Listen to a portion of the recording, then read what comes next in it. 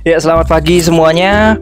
Pertama-tama mau gue buka dulu dengan sebuah pantun. Pantun yang mengatakan itu tak kenal maka tak sayang. Jadi nanti kalau udah pada kenal, yang mau nyusul sayang bisa catat Instagram gue di sini sama nomor teleponnya di bawah juga ya. Nanti tolong diedit taruh di sini nomornya. Oke, nama gue Boy. Ada juga yang panggil gue itu Aboy. Aboy itu singkatan dari nama depan gue dipotong, tempel sama nama belakang jadi Aboy gitu ya. Itu tren-tren zaman SMA, zaman SMP zaman dulu tuh. Tuh ya. Gue seorang dokter umum di sebuah rumah sakit. Ini sudah mau masuk tahun kedua ya, udah lumayan lama. Dan masuk tahun kedua ini gue itu mulai dilema. Dilemanya apa? Nah, dilemanya itu adalah kapan gue mau ambil spesialis dan mau ambil spesialis apa. Katanya itu habis kita koas bakal lebih tahu mau ambil spesialis apa gitu kan, makin tahu yang menarik itu makin ngerucut. Tapi kalau gue itu habis lewat koas ternyata semua bidang tuh menarik ya. Jadi akhirnya gue terinspirasi untuk mengambil spesialis yang waktu gue koas dulu gue paling sedikit menderitanya gitu. Iya nggak? Iya jadi koas tuh menderita lo dulu, jangan salah. Apalagi kalau buat gue itu paling menderita kalau lagi nungguin perseptor gitu kan, duduk gitu nggak jelas, kadang presepnya janjinya jam berapa, ketemunya baru jam berapa kan, mulai was-was gitu. Waduh, bakal ditanya apa nanti ya, bakal udah belajar ini atau belum gitu, bakal kena omel nggak gitu. Lama-lama saking keras sampai flashback zaman dulu waktu masih kecil, kepikiran keluarga, pikiran pacar gitu kan, habis diulang-ulang lah kan gue jomblo, itu pacar siapa yang barusan gue pikirin ya. Iya nggak ya. Terus habis itu kita tuh sampai takut mau ke toilet gitu. Mau takut ke toilet ya, toilet jaraknya cuma 10 meter. Kita kirain tuh jaraknya 15 kilo, tau gak? Jadi kalau mau ke toilet tuh kayak harus pesen Gojek dulu. Pak mau kemana pak? Iya pak mau ke toilet gitu. Padahal aslinya deket, gampang gitu. Kenapa? Karena itu takut nanti kalau misalnya udah duduk, udah enak, udah PW nih, terus tiba-tiba di chat, tuh lihat HP kan, geter-geter lihat HP gitu. Saya tunggu sekarang gitu, waduh mati, keringet dingin gitu kan, udah pusing, keringet dingin, batuk darah, berat badan turun gitu kena TB. Nah terus ya udah akhirnya telat kan, datang telat gitu, tok gitu, dok permisi dok gitu, permisi kamu dari mana aja, telat. Saya dari toilet dok, gitu kan.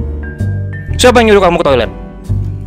Nah ini pertanyaan yang sudah tahu jawabannya tapi pakai ditanya, tujuannya biar mental kita jatuh para koas gitu kan. Kita jawab, gak ada dok yang nyuruh. Ya udah kalau nggak ada yang nyuruh, kenapa kamu ke toilet? Ini saya sampai nungguin 1 jam gitu. Terus lihat jam, pesan bertelat 5-10 menit gitu. Tapi itu nggak bisa disalahin ya. Jadi dimensi waktunya perseptor yang galak itu, waktunya muternya lebih cepet ya. Jadi kalau lu ambil bandingin sama jam lu gitu, coba lu lihat jamnya muternya lebih cepet, beda dimensinya. Jadi nggak bisa disalahin kalau gitu ya.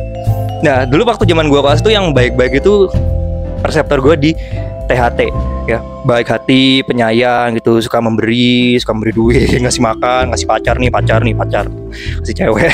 Dan habis itu ada baik-baik ya. Nah kalau misalnya perseptornya baik, itu mereka jamnya itu muternya lebih lambat, berkebalikan sama perseptor yang galak-galak gitu. Pernah sekali waktu gini, dok permisi dok, ya masuk ya nggak apa-apa, duduk gitu. Maaf dok saya telat tadi habis dari toilet dok, kan? Oh iya nggak apa-apa, nggak telat kok, orang saya juga baru sampai gitu. Terus lo mikir, lo tadi depan suruh masuk sama perawatnya, itu katanya dokternya udah datang 1 jam yang lalu, tapi dia baru bilangnya datangnya dia baru datang gitu kan. Nah ternyata waktunya tuh muternya lebih lambat, beda sama perseptornya yang galak. Jadi kalau bisa lu ambil jamnya gitu, dok lihat jamnya dok, dia muternya lebih lambat, dimensinya beda gitu ya.